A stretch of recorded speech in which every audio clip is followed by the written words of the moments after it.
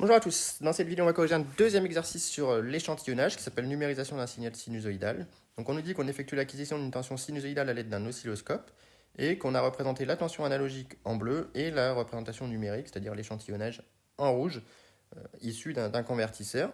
Donc on me demande de déterminer dans un premier temps la période du signal analogique.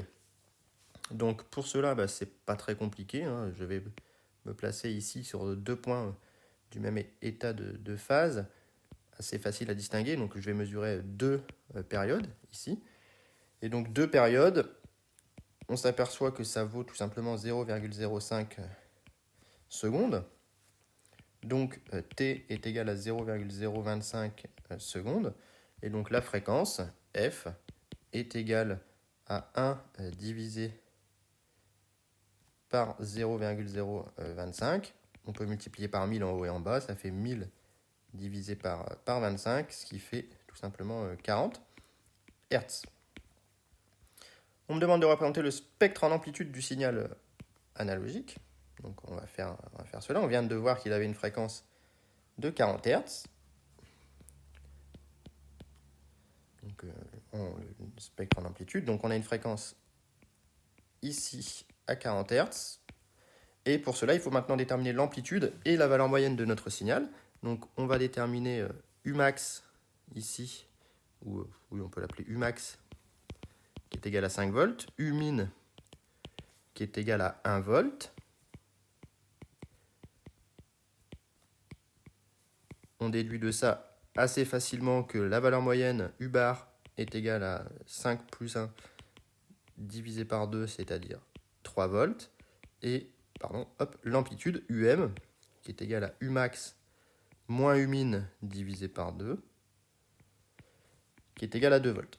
Donc on se retrouve avec un pic d'amplitude 2 volts ici à 40 Hz. Ça, c'est l'amplitude de la composante sinusoïdale. Et on n'oublie surtout pas la valeur moyenne. On va représenter en vert ici. Hop, on ne la voit pas beaucoup. La valeur moyenne, ici d'amplitude 3 volts, je vais les surligner pour qu'on les voit mieux. Valeur moyenne et composante sinusoïdale. Donc voilà le spectre en amplitude de notre signal. On me demande de déterminer la fréquence d'échantillonnage. Donc pour cela, on va regarder tous les combien on enregistre un point. Et donc on voit que la période d'échantillonnage, c'est cette durée-là. Donc on va en mesurer 2. Donc 2 TE, on voit que 2 TE est égal à 0,01 seconde. 2 TE égale 0,01 seconde. Donc TE est égal à 0,005 secondes, ce qui fait que la fréquence d'échantillonnage qui est égale à 1 sur TE est égale à 1 sur 0,005. Et si on multiplie par 1000 en haut et en bas, ça fait 1000 sur 5, ce qui fait 200 Hz comme fréquence d'échantillonnage ici. On me demande d'en déduire le nombre de points. Donc pour cela, on va utiliser la durée totale d'acquisition. Hop, donc on a une durée totale d'acquisition qui va jusqu'à ce temps-là. On va l'appeler T0 puisqu'on démarre à 0. Donc durée totale d'acquisition.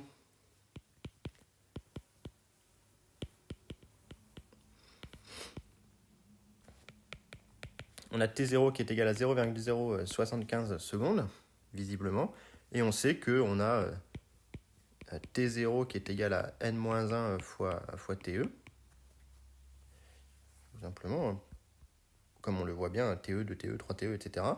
Et donc on en déduit que N est égal à T0 sur TE plus 1. Et donc 0,075 divisé par 0,005 plus 1, ce qui fait 16 points. Et ce qui est bien ici, en accord avec la figure. On me demande jusqu'à quelle fréquence du signal analogique le réglage de l'oscilloscope est-il acceptable. Eh bien, on a FE qui vaut 200 Hz. Et donc, pour respecter Shannon, pour respecter le critère de Shannon, donc pour respecter le critère de Shannon, il faut que FE soit supérieur ou égal à 2F. Donc, autrement dit, il faut que F soit inférieur ou égal à FE sur 2, c'est-à-dire 100 Hz ici. Donc on pourrait monter jusqu'à une fréquence de 100 Hz pour ne pas perdre la mesure de la fréquence ici. Enfin, il y a une petite dernière question. On calcule par FFT le spectre de ce signal analogique, associé à chacun des trois spectres la fréquence d'échantillonnage correspondant parmi 200 Hz, 50 Hz et 70 Hz. Alors on va copier les trois spectres ici. Donc évidemment 200 Hz c'est le cas précédent. Donc c'est le cas qui respecte Shannon, donc le spectre doit être fidèle. Hop.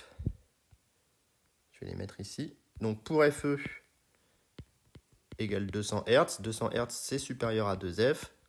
Donc le spectre doit être fidèle. Et donc on cherche le spectre pour lequel on a un pic à 40 et un pic à 0, la valeur moyenne. Donc c'est bien le numéro 2. Donc ça c'est le spectre pour lequel on a FE égale 200 Hz. Ensuite on me propose FE qui vaut 50 Hz. FE égale 50 Hz. Malheureusement c'est plus petit que 2 fois F. Donc on a un repliement de spectre. Et donc F égale 40 Hz est replié en F', la fréquence fantôme égale FE moins F. Et donc FE vaut 50 Hz, donc ça fait 10 Hz. Et donc c'est le cas de 10 Hz, c'est le cas numéro 1. Donc ça c'est FE égale 50 Hz ici. Donc, évidemment on a représenté le spectre que jusqu'à FE sur 2. On aurait aussi un pic évidemment symétrique par rapport à FE sur 2 en 40, comme on en a déjà parlé. Et enfin pour FE égale 70 Hz, c'est pareil, c'est plus petit que 2F, donc on a repliement. Et donc F égale 40 Hz est replié en F' égale FE moins F égale 70 moins 40, donc 30 Hz, ce qui correspond bien au spectre numéro 3, donc ici c'est FE égale 70 Hz.